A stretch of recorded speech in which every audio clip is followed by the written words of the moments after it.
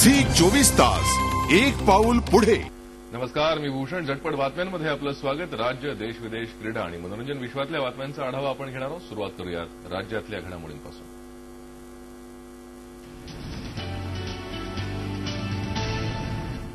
दिवे आगार दरोडा प्रकरणी विधानसभेत महाआरती करणाऱ्या 14 आमदारांना 1 वर्षासाठी निलंबित करण्यात आलंय. यात शिवसेनेचे 13 तर भाजपच्या 1 आमदाराचा समावेश आहे. हे कृत्य आताताईपणाचं असल्याचं सत्ताधिकाऱ्यांचं म्हणणं आहे. तर भ्रष्टाचारावर चर्चा टाळण्यासाठी निलंबन केल्याचा आरोप विरोधी पक्षनेत्यांनी केला आहे.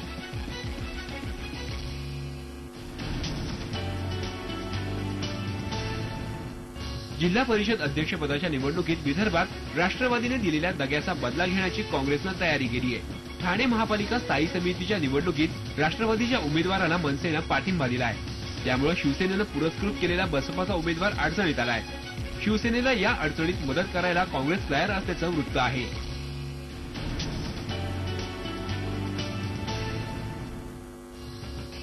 शिर्डी संस्थांच्या नव्या विश्वस्त मंडळाच्या निवडीला मुंबई हायकोर्टाच्या औरंगाबाद खंडपीठानं स्थगिती दिली आहे. कोर्टाच्या या आदेशानंतर त्रिस्तरीय समितीनं संस्थानाचा पदभार स्वीकारला. नव्या विश्वस्त समितीतही राजकीय व्यक्तींना स्थान देणाऱ्या सरकारला आणि शिर्डीतल्या संस्थानिकांना हा मोठा दणका मांडण्यात येतोय.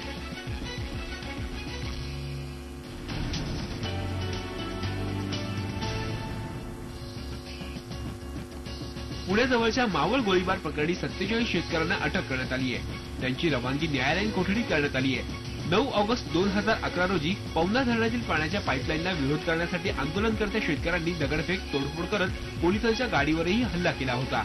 या प्रकरणी ही कारवाई करण्यात आली आहे. लवासा कॉर्पोरेशननं राज्य सरकारलाही 48 कोटींचा चुना लावल्याचं उघड झालंय. बेकायदा उत्खनन करून लवासानं 16 कोटींचा महसूल बुडवल्याचं राज्य सरकारनंही मान्य केलंय. यावर महालेखापालांनी रक्कम वसूल न केल्याबाबत आक्षेप नोंदवला. तरीही काहीच कारवाई नाही. उलट बेकायदा उत्खननाबद्दलची दंडाची 32 कोटींची रक्कमही राज्य सरकारनं आकारली नाही.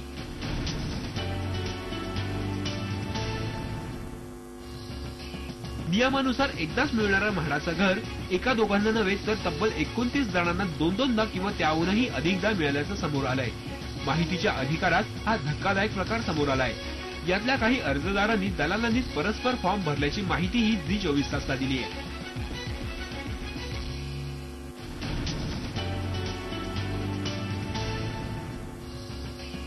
नाशिक महापालिकेत महापौर उपमहापौर पदाची निवडणूक होऊन 15 दिवस उलटूनही स्थायी समिती स्थापन झालेली नाही.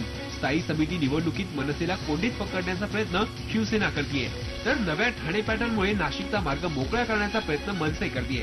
या सर्व घडामोडीत मनपाच्या आर्थिक व्यवहारांकडे मात्र कुणाचंच लक्ष नाही.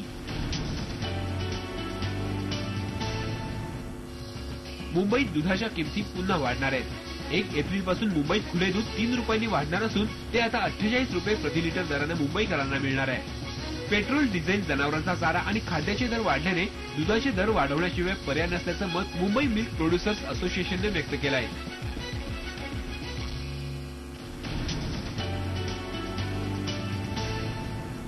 गेल्या आठवडाभरापासून अलिबाग, मुरुड, श्रीवर्धन आणि दिवे आगर समुद्र किनाऱ्यावर ग्रीन टर्टल या दुर्मिळ जातीची मोठी कासवं आणि 30 फुटांहून अधिक लांबी असलेले मोठे मासे मृतावस्थेत आढळले. रायगडमध्ये जेटी बंदरांचं काम सुरू आहे. या कामासाठी जहाजांची मोठ्या प्रमाणात ये-जा सुरू असते. या जहाजांमुळेच अपघात होऊन सागरी जीवांना धोका पोहोचत असल्याचं बोललं जात आहे.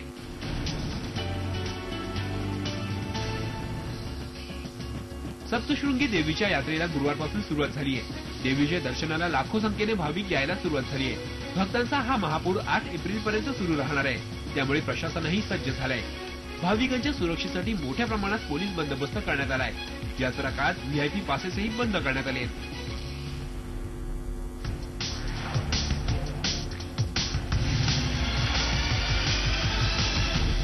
झी 24 तास एक पाऊल पुढे.